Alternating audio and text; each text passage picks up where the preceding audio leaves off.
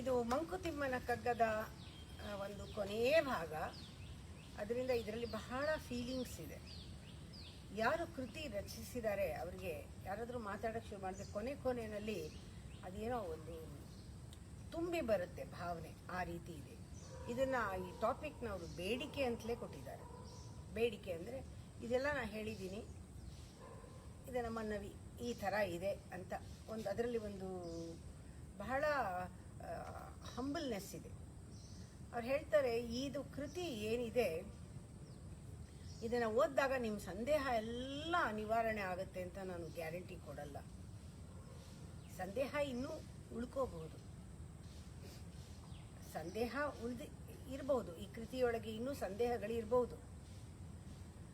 ಯಾಕೆ ಅಂದರೆ ಇವತ್ತು ನಂಬಿರೋದು ಮುಂದೆ ಅದನ್ನೇ ನಂಬಬೇಕು ಅಂತಿಲ್ಲ. ಆ ರೀತಿ ಮಾಯೆ ಅನ್ನೋದು ಬದಲಾಗತ್ತೆ ಅಂತ ನಾನು ಹೇಳಿದ್ದೀನಿ. ಎಷ್ಟೋ ಕಡೆ ಅದನ್ನು ನಾನು ಹೇಳಿದ್ದೀನಿ. ಯಾವುದು ಶಾಶ್ವತವಾಗಿದೆಯೋ ಅದನ್ನು ಕಂಡುಕೊಂಡವ್ರಿಗೆ ಪ್ರಾಬ್ಲಮ್ ಇಲ್ಲ, ಸಂದೇಹ ಬರಲ್ಲ. ಇಲ್ಲದೇ ಇದ್ದರೆ ಬದಲಾಗ್ತಾ ಇದ್ದ. ಅವತ್ತು ಅವ್ರು ಹಂಗೆ ಹೇಳಿದ್ರಲ್ಲ, ಇವತ್ತಿದು ಹೇಳ್ತಿದ್ದಾರಲ್ಲ, ಅವತ್ತಿನ ಪರಿಸ್ಥಿತಿ ಹಂಗಿತ್ತು, ಇವತ್ತಿನ ಪರಿಸ್ಥಿತಿ ಹೀಗಿದೆ. ಕಾಂಟೆಕ್ಸ್ಟ್ ಈಸ್ ವೆರಿ ಇಂಪಾರ್ಟೆಂಟ್ ಅಂತ ವಿವೇಕಿ ತಿಳ್ಕೊಳ್ತಾನೆ. ಇಲ್ಲದೆ ಇದ್ರೆ ಅವತ್ತು ಅಮ್ಮ ಹಂಗೆ ಹೇಳಿದ್ರಲ್ಲ, ಇವತ್ತು ಹಿಂಗೆ ಹೇಳ್ತಾ ಇದ್ದಾರಲ್ಲ, ಹೆಂಗದು? ಅದು ಅವತ್ತು ಅದು ಸತ್ಯ ಆಗಿತ್ತು. ಆ ಪರಿಸ್ಥಿತಿಗೆ ಆ ಪದ ಉಪಯೋಗಕ್ಕೆ ಬಂತು. ಅದೇ ಪದ ಇವತ್ತಿನ ಪರಿಸ್ಥಿತಿಗೆ ಉಪಯೋಗಕ್ಕೆ ಬರಲ್ಲ. ಅದನ್ನು ನೋಡೋದೇನೆ ವಿವೇಕ ಅವ್ರು ಹೇಳೋದು. ಸಂದೇಹವೀ ಕೃತಿಯೊಳಿನ್ನಿಲ್ಲವೆಂದಲ್ಲ, ಇಂದು ನಂಬಿಹುದೇ ಮುಂದೆಂದು ಮೆಂದಲ್ಲ. ನಾನಿವತ್ತು ಹೇಳಿದ್ದೇನೆ, ನಾನು ಇದನ್ನು ಹಿಡ್ಕೊಂಡು ಕೂತ್ಕೊಳ್ಳಿ ಇದು ಶಾಶ್ವತ ಅಂತ ಹೇಳಲ್ಲ. ಅಕಸ್ಮಾತ್ ನಿಮಗೇನೆ ಇನ್ನೂ ಆಳವಾಗಿ ನಿಮ್ಮ ಸಂಸ್ಕಾರದಿಂದ ನಿಮ್ಮ ಜೀವ ಅಥವಾ ನಿಮ್ಮಲ್ಲಿರುವ ಆ ಚೈತನ್ಯ, ನಿಮ್ಮ ಮತಿ ಇನ್ನೂ ಶಾರ್ಪ್ ಆಗಿ ಒಳಗೆ ಹೋಗಿ ನನ್ನಲ್ಲೇ ಏನಾದರೂ ಇದರಲ್ಲಿ ಮಂಕುತಿಮ್ಮನ ಕಗ್ಗದಲ್ಲಿ ಕುಂದು ಕೊರತೆ ಹೇಳಿ ಬಂದು ನೀವು ತಿದ್ಕೊ ಅಂದರೆ ನಾನು ತಿದ್ಕೋತೀನಿ. ಇದೇ ಪೂರ್ತಿ ಇಲ್ಲ, ಕುಂದು ತೋರ್ದಂದು ತಿದ್ದಿಕೊಳೆ ಮನಸ್ಸುಂಟು. ಇದನ್ನು ನನಗೆ ಮನಸ್ಸಿದೆ, ತಿದ್ಕೊಳ್ತೀನಿ. ಇದರಲ್ಲಿ ನಾವು ನೋಡಬೇಕಾಗಿರೋದು ಆ ವಿಶಾಲವಾದ ಆಕ್ಸೆಪ್ಟೆನ್ಸ್. ಅವ್ರು ಹೇಳ್ತಾರೆ, ಇಂದಿಗೆ ಈ ಮತ ಉಚಿತ. ನನಗೇನನ್ಸಿದೆ, ಇವತ್ತಿಗೆ ಈ ನನ್ನ ಒಪಿನಿಯನ್, ಅಭಿಪ್ರಾಯ ಉಚಿತವಾಗಿದೆ ಅನಿಸ್ತಾ ಇದೆ. ನಾನು ಹಿಂಗೆ ಹೇಳಿದ್ದೀನಿ, ಇದು ನನ್ನ ಬೇಡಿಕೆ. ಸಂದೇಹವೀ ಕೃತಿಯೊಳಿನ್ನಿಲ್ಲವೆಂದಲ್ಲ, ಇಂದು ನಂಬಿಹುದೇ ಮುಂದೆಂದು ಮೆಂದಲ್ಲ. ಕುಂದು ತೋರ್ದದಂದು ತಿದ್ದಿಕೊಳೆ ಮನಸ್ಸುಂಟು, ಇಂದಿಗೀ ಮತ ಉಚಿತ ಮಂಕುತಿಮ್ಮ. ನೀವು ಹೇಳ್ಬೋದು, ಇದೆಲ್ಲ ಓದ್ಬಿಟ್ಟು ಅವ್ರು ಎಷ್ಟೋ ಸತಿ ಹೇಳ್ದಂಗೆ ಒಂದೊಂದು ಸತಿ ಯಾರಾದರೂ ಹೇಳಿದಾಗ ಬಹಳ ಒಳಗಡೆಯಿಂದ ಅದು ಬಂದಿದ್ರೆ, ಇಂಥ ಕಾವ್ಯಗಳನ್ನು ಓದಿದಾಗ ನಾವು ಅದರ ಮೇಲೆ ಕಾಮೆಂಟ್ ಮಾಡಬಾರ್ದು, ಕ್ರಿಟಿಕ್ ಆಗಬಾರ್ದು. ನೀವು ಚೆನ್ನಾಗಿದೆ ಅಂದರು, ನೀವು ಚೆನ್ನಾಗಿಲ್ಲ ಅಂದರು, ಏನು ಸರ್ಟಿಫಿಕೇಟ್ ಕೊಟ್ಟರು, ಸರ್ಟಿಫಿಕೇಟ್ ಕೊಡದೇ ಇದ್ರು, ಎದೆ ತುಂಬಿ ಹಾಡಿದೆನು ಅಂದು ನಾನು. ಎಲ್ಲರೂ ನಾನು ಹಾಡಿದ್ದು ಎಲ್ಲರಿಗೋಸ್ಕರ ಅಲ್ಲ, ನನ್ನ ಹೃದಯ ತುಂಬಿ ಬಂತು ಹಾಡಿದೆ. ಇಷ್ಟ ಇದ್ದರೆ ಕೇಳಿದ್ದೀರಾ, ನನಗೆ ಧನ್ಯವಾದ. ಎಷ್ಟು ಆ ಥರ ಕವಿಗಳು ಏನು ಹೇಳ್ತಾರೆ, ಕಾವ್ಯದಲ್ಲಿ ಏನಿದೆ ಅದೆಲ್ಲ ಅದನ್ನು ಓದ್ಬಿಟ್ಟು ಕ್ರಿಟಿಸೈಸ್ ಮಾಡಬಾರ್ದು. ಇದರಲ್ಲಿ ನಮಗೇನು ಸಿಕ್ಕತ್ತೆ ಅಷ್ಟು ತಗೋಬೇಕು. ಆದರೂ ಅವ್ರು ಎಷ್ಟು ಬೇಡಿಕೆಯಲ್ಲಿ ಹೇಳ್ತಾಳೆ, ಇದರಲ್ಲಿ ವ್ಯಾಕರಣ ಇಲ್ಲ ಅಂತ ಅನಿಸ್ಬೋದು ನಿಮಗೆ. ಕಾವ್ಯ ಲಕ್ಷಣಗಳು ಇದರಲ್ಲಿ ಏನಿದೆ ಅದು ಗಣನೆಗೆ ಬರದೇ ಇರಬಹುದು. ಆದರೆ ನಾನು ಲೋಕದ ತಾಪದಲ್ಲಿ ಬೆಂದ ಮೇಲೆ ತಣ್ಣಗಾಗಬೇಕು. ಬೆಂದು ತಣ್ಣಗಾಗಿ ಈ ಒಂದು ಸಣ್ಣ ಕಂತೆಯಲ್ಲಿ ನನ್ನ ನಂಬಿಕೆಗಳನ್ನೆಲ್ಲ, ನಾನು ಅನುಭವಿಸಿದ್ದನ್ನೆಲ್ಲನೂ ಕೂಡ ಅದನ್ನು ನೇಯ್ದು ಅದನ್ನು ಕೊಟ್ಟಿದ್ದೀನಿ. ಇದನ್ನು ಸ್ವೀಕರಿಸಬೇಕು ನೀವು. ವ್ಯಾಕರಣ ಕಾವ್ಯ ಲಕ್ಷಣಗಳನ್ನು ಗಣಿಸದೆಯೇ ಲೋಕ ತಾಪದಿ ಬೆಂದು ತಣಿಪ ನೆಲೆಸಿದವಂ ಅಂಥವನು ಬರೆದಿರೋದು ಅಂದ್ಕೊಳ್ಳಿ. ನನ್ನ ಅನುಭವ ಇದು. ಲೋಕದ ತಾಪದಲ್ಲಿ ಬೆಂದು ಇದೆಲ್ಲ ನೋಡಿ ಇದರಲ್ಲಿ ಏನಿಲ್ಲ ಅಂತ, ಇದರಲ್ಲಿ ಅರ್ಥ ಇಲ್ಲ ಅಂತ ಅನಿಸಿ ನಾನು ಬಿಟ್ಟಿರೋದು. ಈ ಕಂತೆಯಲ್ಲಿ ನನ್ನ ನಂಬಿಕೆಯನ್ನು ಸ್ವಲ್ಪ ನೇಯ್ದು ಹಾಕಿದ್ದೀನಿ. ಅದನ್ನು ಬೇಕಿದ್ದವ್ರು ಸ್ವೀಕರಿಸ್ಬೋದು. ಇದಕ್ಕೆ ಮಂಕುತಿಮ್ಮ ಅಂತ ಹೆಸರು ಕೊಟ್ಟಿದ್ದೀನಿ. ಇದು ನಿಮ್ಗೆ ಇಷ್ಟ ಇಲ್ಲದೆ ಇದ್ದರೆ ಬೆಂಕ ಅಂದ್ಕೊಳ್ಳಿ, ಕಂಕ ಅಂದ್ಕೊಳ್ಳಿ, ಶಂಕರಾಚಾರ್ಯ ಅಂದ್ಕೊಳ್ಳಿ, ಏನು ಬೇಕಾದ್ರೂ ಅಂದ್ಕೊಳ್ಳಿ. ಶಂಕರಾರ್ಯನಿಗೋ ಅಂಕಿತ ಯಾವ ಬೇಕಾದರೂ ಹಾಕ್ಕೊಳ್ಳಿ. ನೀ ಜನ ಓದಿದ್ರೆ ಸಾಕು. ನಾವು ಒಂದೊಂದು ಸತಿ ಹೇಳ್ತಿದ್ದೆ, ಯಾರೋ ಕೇಳೋರು JDY ಅಂದ್ರೆ ಏನು, SSY ಅಂದ್ರೆ ಏನು ಅಂತ. ನಾ ಹೇಳ್ತಾ ಇದ್ದೆ, ಇದು ಏನಾದರೂ ಹಾಕ್ಕೊಳ್ಳಿ, ABCD ಅಂತ ಕರೀರಿ ಬೇಕಾದ್ರೆ. ಇದ್ರಲ್ಲಿ ನಾನು ಏನು ಹೇಳ್ತೀನಿ ಅನ್ನೋದು ಮುಖ್ಯ, ಅದು ನೀವು ತೊಗೊಂಡ್ರೆ ಸಾಕು ಅಂತ. ಅದೇ ಭಾವನೆಯಲ್ಲಿ ಹೇಳ್ತಾರೆ ಇವರು. ನಂಗೆ ತುಂಬ ಖುಷಿ ಆಯಿತು. ಅಂಕಿ ಇದೆ. ಮಂಕುತಿಮ್ಮನ ಹೆಸರು ಬಿಂಕಕ್ಕೆ ಸಾಲದೆರೆ, ಬೆಂಕನಿಗೋ ಕಂಕನಿಗೋ ಶಂಕರ ಆರ್ಯನಿಗೋ ಅಂಕಿತವ ಮಾಡ್ಕೆ ಜನರವರು ಓದಿದರೆ ಸಾಕು, ಶಂಕೆ ನಿನಗೇನಿಹುದು ಮಂಕುತಿಮ್ಮ. ಶಂಕೆ ಏನಾದರೂ ಇದ್ರೆ, ಏನಾದರೂ ಕುಂದಿದ್ರೆ ಯಾರು ಬರ್ದಿದ್ದು ಅಂತ ಹೋಗ್ಬೇಡಿ. ನಿಮ್ಗೇನು ಬೇಕೋ ಅದನ್ನು ತಗೊಳ್ಳಿ. ನೀವೇನು ಬೇಕಾದ್ರೂ ಹೆಸರಿಟ್ಕೊಳ್ಳಿ.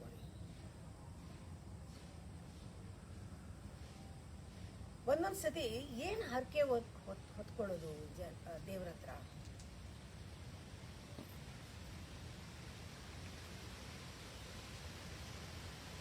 ಏನು ವರ ಅವನು ಕೊಡಬಹುದು ಅನ್ನಕ್ಕೆ ನಿನಗೆ ಸರಿ ಅಂತ ತೋರೋದು, ಇವತ್ತು ಸರಿ ಅಂತ ತೋರೋದು. ಇವತ್ತೇನೋ ಬೇಕು ಕೇಳ್ತೀಯಾ, ಅವ್ನು ಕೊಟ್ಬಿಡ್ತಾನೆ. ನಾನು ಎಷ್ಟೋ ಸರಿ ಹೇಳ್ತೀನಿ, ಒಂದು 12 ವರ್ಷ 13 ವರ್ಷ ಮಕ್ಕಳಿಲ್ಲ ಅಂತ ಇರ್ತಾರೆ. ತುಂಬ ಹಲುಪ್ತಾ ಇರ್ತಾರೆ. ನನ್ನ ತಂದೆ ಆಗಬೇಕು ಅಂತ ಇಷ್ಟ, ನನ್ನ ತಾಯಿ ಆಗಬೇಕು ಅಂತ ಇಷ್ಟ ಅಂತ. ನಾನು ತುಂಬ ಪ್ರೀತಿಯಿಂದ, ಅಯ್ಯೋ ಈ ಹಣ್ಣು ಇಬ್ಬರೂ ಹಂಚ್ಕೊಳ್ತೀನಿ, ಖಂಡಿತ ನೀವು ಮಕ್ಕಳಾಗಲಿ, ಚೆನ್ನಾಗಿರಿ. ವರ ಸಿಕ್ತು ಗುರುಗಳಿಂದ, ಪ್ರಸಾದ ಆಯಿತು, ಮಗು ಆಯಿತು, ಗೊತ್ತಿಲ್ಲ. ಪುನಃ ಒಂದು ಮಗು ಅಲ್ಲ, 3-4 ಮಕ್ಕಳಾಗೋದು. ಇವತ್ತು ಅವ್ರನ್ನ ನೋಡಿದಾಗ ಯಾಕಾದರೂ ಮಕ್ಕಳು ಬೇಕು, ಯಾಕಾದರೂ ನಮ್ಗೆ ಈ ವರ ಕೊಟ್ಟರು, ಯಾಕಾದರೂ ಇದು ನಾವೇ ಮಾಡೋಕ್ಕಾಗತ್ತೆ. ಹರಸುವುದೇನೀ ವರವದೇನಂದರಿವೆ, ಸರಿ ಎಂದು ತೋರುವುದು ನಾಳೆ ಸರಿ ಇರುವುದೇ. ಇವತ್ತು ವರ ಅಂತ ಕೇಳ್ಬಿಡ್ತೀಯ, ಕೊಟ್ಮೇಲೆ ನಾಳೆ ಅದು ನಿಂಗೆ ಬೇಕಾಗತ್ತೋ ಇಲ್ವೋ. ನಿರುಕಿಸುವುದೆಂತು ಚಿರಕಾಲದೊಳಿತೆಂದಿಂದು. ಅಂದರೆ ಯಾವುದನ್ನು ನಿರುಗಿಸೋದು ನಾವು, ಚಿರಕಾಲ ಒಳ್ಳೇದು ಅನ್ನೋದು. ಏನನ್ನು ಕೇಳೋಣ? ಚಿರಕಾಲ ಒಳ್ಳೇದು ಕೊಡೋ ದೇವ್ರೆ ಅಂತ ಕೇಳ್ಬೇಕಾರೆ ಏನನ್ನು ಕೇಳೋಣ? ಇದನ್ನೇ ತುಂಬ ವಿವೇಕ ಇದು. ದೇವ್ರನ್ನ ಕೇಳ್ಬೇಕಾದ್ರೆ ಇದು ಸರಿ ಮಾಡು, ಸರಿ ಮಾಡ್ತಾರೆ. ಮತ್ತೆ ನಾಳೆ ಆ ಸರಿ ಡೊಂಕಾಗದಾಗ ಮತ್ತೆ ಸರಿ ಮಾಡು, ಮತ್ತೆ ಡೊಂಕು ಸರಿ ಮಾಡು. ಅಯ್ಯೋ ಇದು ಕೇಳಿ ಯಾಕಾದರೂ ಕೇಳೋದ್ನೋ, ಇದು ಹೀಗಾಯಿತು. ಅದ್ರ ಬದಲು ನೀನು ನಿಜವಾಗ್ಲೂ ಏನು ಬೇಕು ಅಂತ ಗೊತ್ತಾ? ಶಾಶ್ವತವಾದದ್ದು ಏನು ಬೇಕು ಅಂತ ಕೇಳಿದಾಗ ನಿನಗೆ ಕೇಳಕ್ಕೇನು ಇರಲ್ಲ. ನಿರುಕಿಸುವುದೆಂತೂ ಚಿರಕಾಲದ ಒಳಿತ ನಿಂದು ಅರಿವ ದೈವವೇ ಹೊರಗೆ ಮಂಕುತಿಮ್ಮ. ಶಾಶ್ವತವಾದದ್ದು ದೇವ್ರಿಗೆ ಗೊತ್ತು. ಏನು ತಿಳ್ಕೊಂಡು ಅವ್ನಿಗೇನು ಬೇಕೋ ಅದು ಕೊಡ್ತಾನೆ, ಬಿಡು. ನೀನು ಬೇಕು ಅಂತೀಯಾ, ಅದು ನಿಂಗೆ ಬೇಕಾಗಿರಲ್ಲ, ಬೇಕು ಅನ್ಸತ್ತೆ, ಆಮೇಲೆ ಅದು ಬೇಡ ಆಗತ್ತೆ. ನಿನಗೇನು ಬೇಕು ಅಂತಲೇ ಗೊತ್ತಿಲ್ಲ. ಏನು ಹರಿಸ್ಕೊಡೋದು, ಏನು ವರ ಕೊಡೋದು ಅವನು ನಿನಗೆ? ಬೇಡಿದು ನಾನು ಈಶನೆಂಬ ನಚ್ಚಿಲ್ಲ. ಎಷ್ಟೋ ಸತಿ ನೆಚ್ಚಿಗೆ ಇಲ್ಲ, ನೀನು ಬೇಡಿದ್ದೆಲ್ಲ ಅವ್ನು ಕೊಡ್ತಾನೆ ಅಂತ. ನಾವು ಅನ್ಕೊಂಡ್ಬಿಟ್ಟಿದ್ದೀವಿ ದೇವ್ರಿಗೆ ನಾವು ಹೇಳಿದ ಅವ್ನು ಕೊಡ್ತಾನೆ ಅಂತ.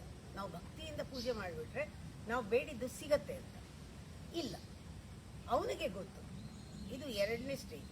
ಅವನಿಗೆ ಗೊತ್ತು ನಮ್ಗೆ ಯಾವುದು ಯೋಗ್ಯ, ನಮಗೇನು ಬೇಕು. ಕಷ್ಟ ಸುಖ ಅಂತ ನಾವು ಅದನ್ನು ಕರಿತೀವಿ ಅಷ್ಟೇ. ಅವನಿಗೆ ಗೊತ್ತಿದೆ ಅವನೇನು ಬೇಕೋ ಅದು ಕೊಡ್ತಾನೆ. ಇದು 2ನೇ ಲೆವೆಲ್. 3ನೇ ಲೆವೆಲ್ ಇದ್ರ ಬಗ್ಗೆ ಯೋಚನೆನೇ ಇಲ್ಲ. ಏನಿಲ್ಲ, ಏನು ಕೂಡು ಬರುತ್ತೋ ಅದು ಅವನ ಇಚ್ಛೆ, ತಗೋ ಹೋಗು. ಮೂರನೇ ಗುಂಪು ಮಾತಾಡೋದೇ ಇಲ್ಲ. ಬೇಡಿದುದನ್ ಈಶ್ವರನೆಂಬ ನೆಚ್ಚಿಲ್ಲ, ಬೇಡಲೊಳಿತಾವುದೆಂಬುದು ಅರಿವೂ ಇಲ್ಲ. ಬೇಡದ್ರೆ ಯಾವ್ದು ಒಳ್ಳೇದು ಅಂತಲೂ ನಿಮ್ಗೆ ಗೊತ್ತಿಲ್ಲ, ಬೇಡಿದವನು ಕೊಡ್ತಾನೆ ಇಲ್ಲ ಅಂತಲೂ ಗೊತ್ತಿಲ್ಲ. ಕೂಡಿ ಬಂದುದನೇ ನೀನ್ ಅವನಿಚ್ಛೆ ಏನು ಕೊಳೆ. ಅವು ಏನು ಕೂಡು ಬಂದಿದೆಯೋ, ಇವತ್ತು ನನ್ನ ಪಾಲಿಗೆ ಏನು ಕೂಡು ಬಂದಿದೆಯೋ ಅದೇ ಅವನ ಇಚ್ಛೆ ಅಂತ ಅಂದ್ಕೊಂಡ್ರೆ ಆ ಎದೆ ಗಟ್ಟಿತನ, ಆ ಎದೆನ ಗಟ್ಟಿ ಮಾಡಿಕೊಂಡು ನಾವು ಇರೋದೇ ಜೀವನ. ಅದೇ ಮಂಕುತಿಮ್ಮ, ಅದೇ ಜೀವನ ಮಂಕುತಿಮ್ಮ ಅಂದರೆ ಅರ್ಥ. ನಮಗೆ ಏನು ಬೇಕು ಅಂತ ಫಸ್ಟು ಗೊತ್ತಾಗಬೇಕು. ಏನು ಬೇಕು ಅಂತ ಗೊತ್ತಾದರೆ ನಾವು ನಮ್ಮಲ್ಲಿ ಕೇಳ್ಕೋಬೇಕು ನಮ್ಮನ್ನು ಏನು ಬೇಕು ಅಂತ. ಇದು ಬೇಕಾಯ್ದು ಹೊರಟೋಗುತ್ತಲ್ಲ, ಇದು ಬೇಕಾಯ್ದು ಹೊರಟೋಗುತ್ತಲ್ಲ, ಇದು ಇವತ್ತು ಸಿಕ್ಬೋದು, ಆಮೇಲೆ ಇದು ಹೊರಟೋದ್ರೆ ಆಮೇಲೆ ಎಷ್ಟೋ ನಾವು ಬೇಡಿ ಪಡೆದಿದ್ದನ್ನು ಅದನ್ನು ಹಿಡ್ಕೊಳ್ಳೋದ್ರಲ್ಲಿ ನಾವು ಆ ಸುಖವನ್ನೇ ಕಳ್ಕೊಂಡು ಬಿಡ್ತೀವಿ. ಏನೋ ಬೇಡದಿ ಸಿಕ್ತು, ಆಮೇಲೆ ಅದು ಕಳೆದೋಗುತ್ತಲ್ಲ ಅನ್ನೋ ಭಯ ಇನ್ನೂ ಹೆಚ್ಚಾಗುತ್ತೆ. ಅದಕ್ಕೆ ನಾವು ಶಾಶ್ವತವಾದದ್ದನ್ನು ನಮಗೆ ಬೇಕು ಅನಿಸಿದಾಗ ಕೇಳೋದನ್ನು ನಿಲ್ಲಿಸ್ತೀವಿ. ಯಾಕೆ ಅಂದರೆ ಕೇಳಿ ಅದು ಪಡ್ಕೊಳ್ಳೋದಲ್ಲ. ಅವನು ಅದನ್ನು ನಿಮಗೆ ಬೇಕಾದ್ದನ್ನು ಅವನು ಕೊಡಲ್ಲ, ಆ ನೆಚ್ಚಿಗೆ ಇಲ್ಲ. ಅವನಿಗೆ ಗೊತ್ತು ನಿಮಗೆ ಯಾವ ಟೈಮ್ನಲ್ಲಿ ಯಾವ ರೀತಿ ನಿಮಗೆ ಮುಕ್ತಿಯನ್ನು ಅಂದರೆ ಬಂಧನದಿಂದ ಬಿಡಿಸೋದಕ್ಕೆ ಅವನಿಗೆ ಗೊತ್ತು. ಅವನು ಅದನ್ನು ಕೊಡ್ತಾನೆ. ಆದರೆ ನಮಗೆ ಕಷ್ಟ ಅನಿಸುತ್ತೆ. ಯಾಕೆಂದರೆ ನಾವು ಅದನ್ನು ಸುಖ ಅಂದ್ಕೊಂಡಿರ್ತೀವಿ. ಅದರಿಂದ ದೇವರು ಕೊಟ್ಟಿದ್ದು ಕಷ್ಟ ಅನಿಸುತ್ತೆ. ಅದು ನಿಜವಾಗ್ಲೂ ಕಷ್ಟ ಅಲ್ಲ. ನಾವು ಸುಖ ಅಂದ್ಕೊಂಡಿರೋದು ಮಾಯೆ, ಅದು ಭ್ರಮೆ. ಅದರಿಂದ ನಾವು ಇನ್ನೂ ಜಾಸ್ತಿ ತೊಂದರೆ ಪಡ್ತೀವಿ ಅಂತ ನಮ್ಮ ತಂದೆ ತಾಯಿಗಳಿಗೆ ಗೊತ್ತು ಅಲ್ವಾ. ಹಾಗೆ ಆ ದೇವರಿಗೆ ಗೊತ್ತು ನಾವು ಈ ಸುಖ ಕಂಡುಕೊಂಡ್ರೆ ನಾಳೆ ನಮಗೆ ಇದರಲ್ಲಿ ಬಹಳಷ್ಟು ಕಷ್ಟ ಬರುತ್ತೆ ಅಂತ. ಅದಕ್ಕೆ ದೇವರು ಈ ಸುಖಕ್ಕೇನೆ ಸ್ವಲ್ಪ ಜಿಗಿಟಿ, ನೋಡು ನೀನು ಎದ್ದೇಳು, ಇದು ಸುಖ ಅಲ್ಲ ಅಂತ ತೋರ್ಸೋಕ್ಕೆ ಆವಾಗ ಕಷ್ಟವನ್ನು ಕೊಡ್ತಾನೆ. ಆವಾಗ ನಾವು ದೇವರನ್ನ ಬೈದೆ, ನಂಗೆ ಇದು ಬೇಡ, ನೀನು ಬೇರೆ ನಂಗೆ ಸುಖ ಕೊಡು ಅಂತ ಕೇಳೋ ಬದಲು ನೀ ಕೊಟ್ಟಿದ್ಯಾ, ಆಯಿತು, ನಂಗೆ ಬೇಕಾಗಿದ್ದು ಅನಿಸುತ್ತೆ, ಇದು ನನಗೆ ಬೇಕಾಗಿತ್ತು, ಇದು ನನಗೆ ಒಂದು ಶಿಕ್ಷಣ, ಈ ಶಿಕ್ಷೆಯನ್ನು ನಾನು ತಗೊಳ್ತೀನಿ, ಯಾಕೆ ನನಗೆ ಇದು ಕಲಿಸೋಕ್ಕೆ ಬುದ್ಧಿ ಕಲಿಸೋಕ್ಕೆ ಕೊಟ್ಟಿದ್ಯಾ ಅಂತ ನಾವು ಕೊಟ್ಟಿದ್ದನ್ನು ಸ್ವೀಕರಿಸಿದಾಗ ಖಂಡಿತವಾಗ್ಲೂ ನಮಗೆ ಆ ಯಾವುದ್ರಲ್ಲಿ ಸಿಕ್ಕಾಕೊಳ್ಳೋಕೆ ಹೋಗ್ತಿದ್ವೋ ನಾವು ಸಿಕ್ಕಾಕೊಳ್ಳೋಕೆ ಮುಂಚೆನೇ ದೇವರು ಬಿಡುಗಡೆ ಮಾಡಿಬಿಟ್ಟಿರ್ತಾರೆ. ನಾನು ಎಷ್ಟೋ ಸರಿ ಇದು ಅಂದ್ಕೊಳ್ತೀನಿ, ಮಕ್ಕಳನ್ನ ಕರ್ಕೊಂಡು ಹೋಗ್ತಾ ಇರ್ತೀವಿ ಕೈ ಹಿಡ್ಕೊಂಡು, ಅಲ್ಲೊಂದು ಬಸ್ಸು ಆಟೋ ರಿಕ್ಷಾ ಬರುತ್ತೆ, ಸ್ಪೀಡಾಗಿ ಬಂದಾಗ ಇನ್ನೇನು ಅದು ಹೊಡೆದು ಬಿಡುತ್ತೆ ಅನ್ನುವಾಗ ನಮ್ಮ ಮಗು ಈ ಕಡೆ ಬಾ ಅಂತ ಒಳ್ಳೆ ಮಾತಲ್ಲಿ ತಲೆ ಸವರಿ ಹೇಳಲ್ಲ, ಅಷ್ಟೊತ್ತಿಗೆ ಬಂದ್ಬಿಡುತ್ತೆ. ನಾವೇನು ಮಾಡ್ತೀವಿ, ಎಳ್ತೀವಿ ಜೋರಾಗಿ, ಎಳ್ದ ಆ ಮಗು ಆ ಕಡೆ ಬೀಳುತ್ತೆ. ಬಿದ್ದಿರ್ಬೋದು, ಒಂಚೂರು ತಚ್ಚಿರ್ಬೋದು, ನೀವು ಜೋರಾಗೇ ಎಳೆದಿರ್ಬೋದು, ಒಂಚೂರು ಕೈಯೇ ಉಳುಕಿರ್ಬೋದು, ಆದರೆ ನಿಮ್ಮ ಇಂಟೆನ್ಷನ್ ಅದರಿಂದ ತಪ್ಪಿಸೋದಲ್ವಾ. ಹಾಗೆ ಗಂಡಾಂತರಗಳಿಂದ ನಮಗೆ ಗೊತ್ತಿಲ್ಲದೆ ನಾವು ನುಗ್ಗಿ ಹೋಗ್ತಾ ಇದ್ದಾಗ ಗಂಡಾಂತರಗಳಿಂದ ತಪ್ಪಿಸ್ಬೇಕಾದ್ರೆ ನಮಗೆ ಚಿಕ್ಕ ಪುಟ್ಟ ಗಾಯಗಳು ಆಗುತ್ತೆ. ಆವಾಗ ಪರಮಾತ್ಮ ನನ್ನನ್ನು ಬಚಾವ್ ಮಾಡಿದ್ದಾನೆ, ನಾನು ಇದರಿಂದ ತಪ್ಪಿಸ್ಕೊಂಡಿದ್ದೀನಿ ಸದ್ಯ ಅಂತ ಅನ್ನಿಸ್ಬೇಕೇ ಹೊರತು ಇಲ್ಲ ನಾನೇನೋ ಮಾಡಕ್ಕೆ ಹೋಗ್ತಿದ್ದೆ ಅಡ್ಡ ಬಂದ್ಬಿಟ್ಟ ದೇವರು. ಎಲ್ಲದಕ್ಕೂ ನಾವು ಅಂದ್ಕೊಳ್ಳೋದೇ ಒಂದು ಮ್ಯಾನ್ ಪ್ರಪೋಸಸ್ ಗಾಡ್ ಡಿಸ್ಪೋಸಸ್ ಅಂತ ಹೇಳಬಾರ್ದು. ಅದು ಹೇಳೋದು ಮೂರ್ಖರು. ಯಾವತ್ತೂ ದೇವರು ನಮಗೆ ಎಗೇನ್ಸ್ಟ್ ಆಗಿ ಹೋಗಲ್ಲ. ಅವನು ನಿನ್ನ ಪ್ರಪೋಸಿಷನ್ ಏನು ಅನ್ನೋದು ಏನು ವ್ಯಾಲ್ಯೂ ಇತ್ತು ನಮಗೆ ನಾಚಿಕೆ ಆಗಬೇಕು. ನಾವು ಅಂದ್ಕೊಂಡಿದ್ದಾಗದೇ ಇದ್ರೆ ಎಲ್ಲೋ ಇದರಲ್ಲಿ ಸರಿ ಇಲ್ಲ ಅನಿಸುತ್ತೆ, ನಾನು ಸ್ವಾರ್ಥಿ ಆಗಿಬಿಟ್ನೇನೋ, ಅದಕ್ಕೆ ದೇವರು ಮಾಡಿಲ್ಲ, ಆಯಿತು ದೇವರೇ ಸಾರಿ, ನಾನು ಇದು ಅಂದ್ಕೊಳ್ಳಲ್ಲ, ನಿನ್ಗೇನು ಇಷ್ಟನೋ ಅದನ್ನು ಮಾಡು ಅಂತ ಬಿಟ್ಟಾಗ ಒಳ್ಳೆ ಕಾರ್ಯಗಳಾಗತ್ತೆ. ಅದರಿಂದ ಇದರಲ್ಲಿ ನೀವು ಸಂದೇಹ ಬರ್ಬೋದು, ಮತ್ತೆ ಮತ್ತೆ ಓದಿ, ಅದರಿಂದ ಬಿಡುಗಡೆ ಆಗುತ್ತೆ. ಈ ನಂಬಿಕೆ ಅವತ್ತು ಇವತ್ತು ಯಾವತ್ತೂ ಒಂದೇ ಇರುತ್ತೆ, ಅದನ್ನು ಬದಲಾಗ್ತಾ ಇರೋದು ನಾವು. ಇದರಲ್ಲಿ ಶಾಶ್ವತವಾದದ್ದೇ ಇದೆ. ಆದರೆ ಅವತ್ತು ಇಷ್ಟ ಆಯಿತು ಇವತ್ತು ಇಷ್ಟ ಇಲ್ಲ ಅಂದರೆ ಇದು ಬದಲಾಗಿಲ್ಲ, ನಾವು ಬದಲಾಗಿದ್ದೀವಿ. ನಮಗೇನೋ ಪರದೆ ಮುಚ್ಕೊಂಡಿದೆ, ಅದಕ್ಕೆ ಇವತ್ತು ಇದು ಅರ್ಥ ಆಗ್ತಾ ಇಲ್ಲ ಅನ್ಕೋಬೇಕು. ವ್ಯಾಕರಣ ಮುಖ್ಯ ಅಲ್ಲ, ಅದನ್ನು ಭಗವತ್ ಅವರು ಭಜಗೋವಿಂದಂನಲ್ಲಿ ಹೇಳಿದ್ದಾರೆ, ಡುಕರಂಕರಣೆ ನಹಿ ನಹಿ ರಕ್ಷತಿ ಡುಕರಂಕರಣೆ ಭಜಗೋವಿಂದಂ.